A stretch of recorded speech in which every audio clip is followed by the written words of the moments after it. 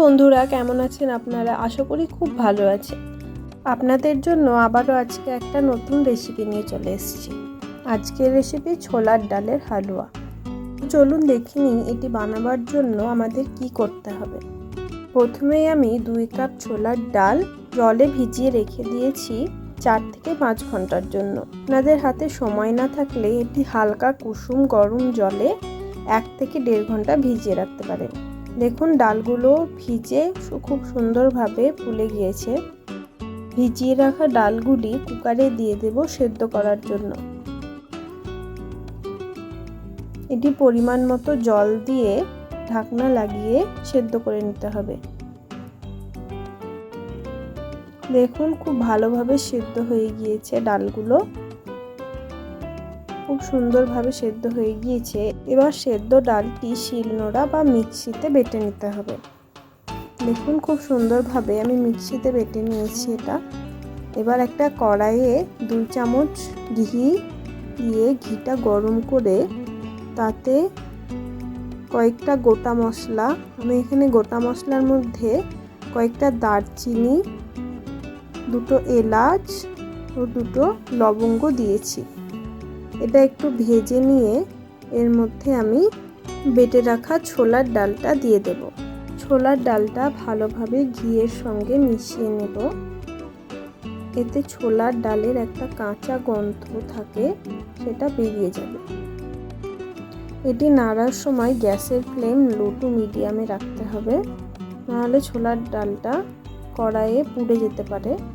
এভাবে নেড়ে চেড়ে একটি খুব সুন্দর ডো আকার নিয়ে নেবে ছোলার ডালটা। তখন ছোলার ডালটা তুলে রেখে দিতে হবে। আমি এই হালুয়াটিতে কোনো রকম ফুড কালার ব্যবহার করিনি। ছোলার ডালটা এবার আমাদের খুব সুন্দর একটা ডোর আকার নিয়ে নিচ্ছে। এবার এটা আমি একটা অন্য পাত্রে তুলে রেখে দেব। এবার কড়াইতে আমি 1.5 কাপ চিনি দিয়ে দেব।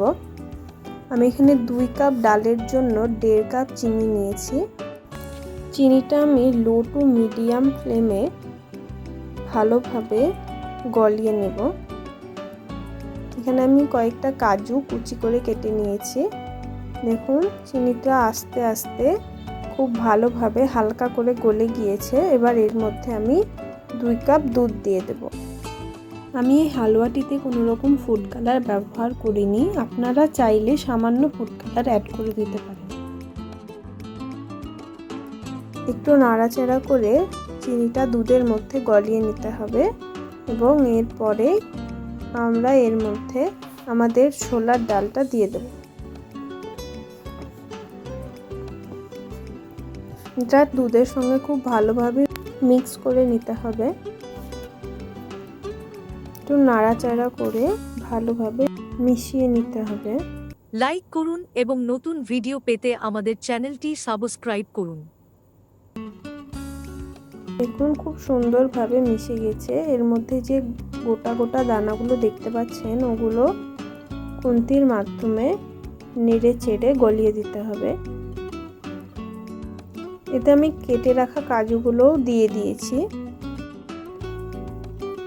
এবার একটু নেড়ে চেড়ে এটা ভালোভাবে ফুটিয়ে নিতে হবে। এবার আমাদের হালুয়া রেডি হয়ে গিয়েছে। এতে 1 চামচ ঘি দিয়ে ভালো করে নেড়ে চেড়ে ঘিটা মিক্স করে নিতে হবে। ঘিটা মিক্স করে নিলেই ছোলার ডালের হালুয়া রেডি হয়ে যাবে। আপনারা এখানে আরও অনেক রকম ড্রাই ফ্রুটস দিতে পারেন। আমাকে কাজুটাই ভালো লাগে, তাই আমি শুধুমাত্র কাজুটাই দিয়েছি।